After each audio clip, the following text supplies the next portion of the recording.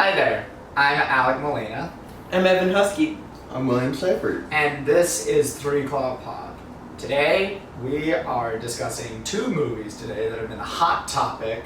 One that has recently come out and one that came out a couple of weeks ago.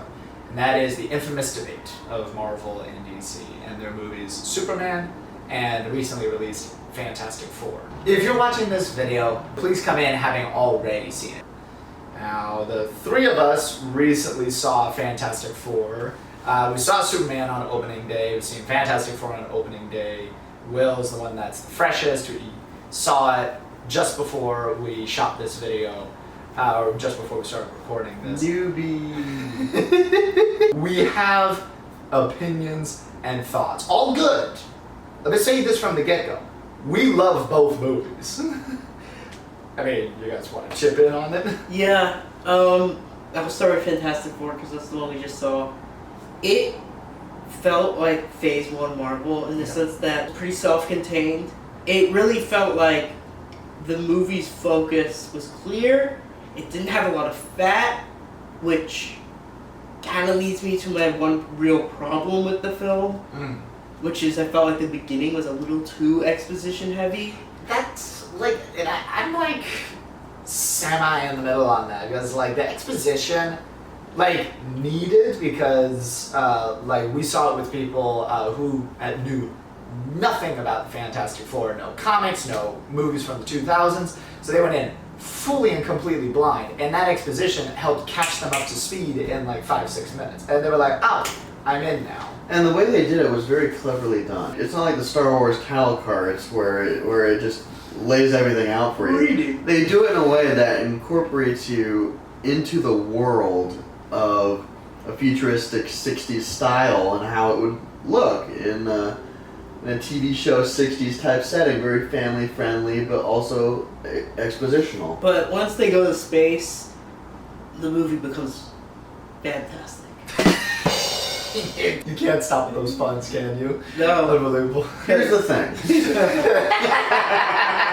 You definitely feel the pace once it gets started, which actually is like interesting because first we have like a very quiet moment, like in the first scene.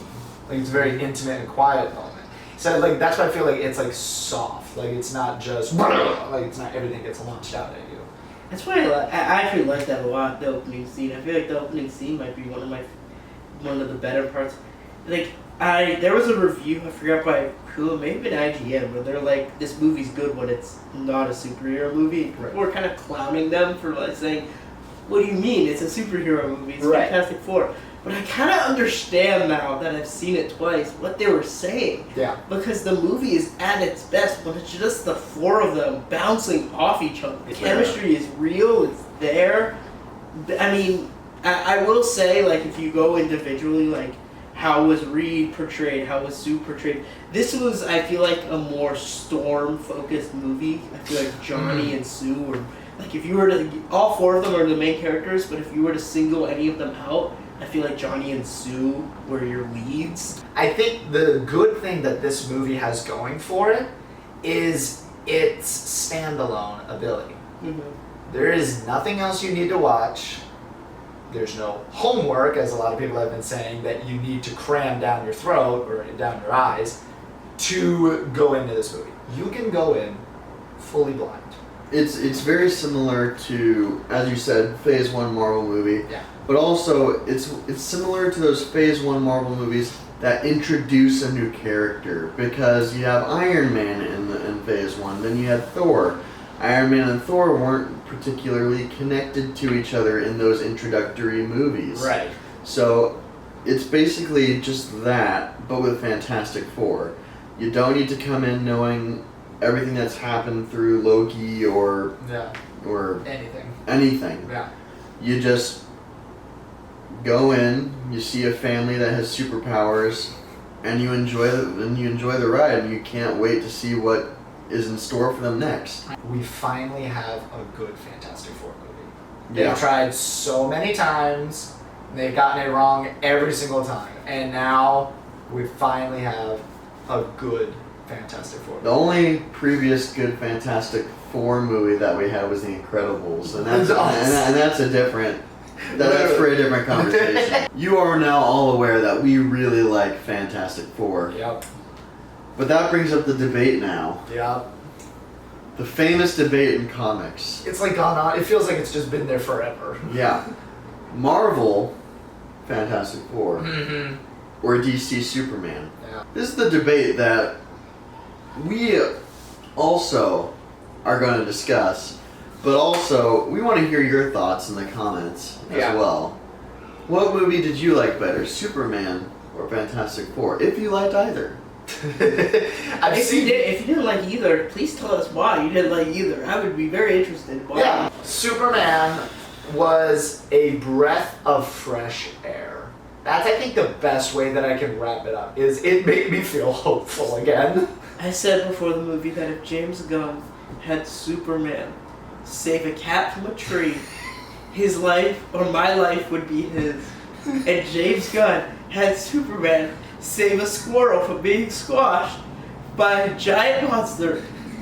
In my book, James Gunn owes me. It is the closest thing to the Christopher Reeve Superman that we have had since the 70s. Like, you know, since Christopher Reeve Superman. It is the closest thing that we've gotten to it. In many ways, it pays homage to it. Superman feels like a character. He does not feel like a MacGuffin or like just a whitewashed hero. He has personality. That's the key word. Yeah. He feels I would real. use. He feels like a real person. He doesn't, like, don't get me wrong, love Henry Cavill's Superman is like so fucking awesome. He's the best depiction of the Messiah, of the Jesus-like figure that's just like, from our perspective, what would God be like if he was a man that came down to earth? But there was not much character or personality with him. Also, Superman is supposed to be essentially like the embodiment of hope for DC. Right.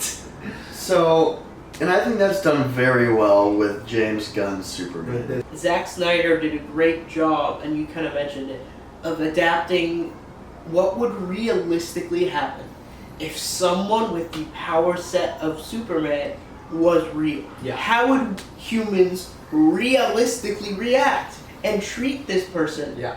What would a fight realistically look like? Right. It would look like Man of Steel. Right. It would look like Dawn of Superman vs. Batman. Like, it would look like a dude who literally can't be stopped, is physically stronger than anyone, Yeah.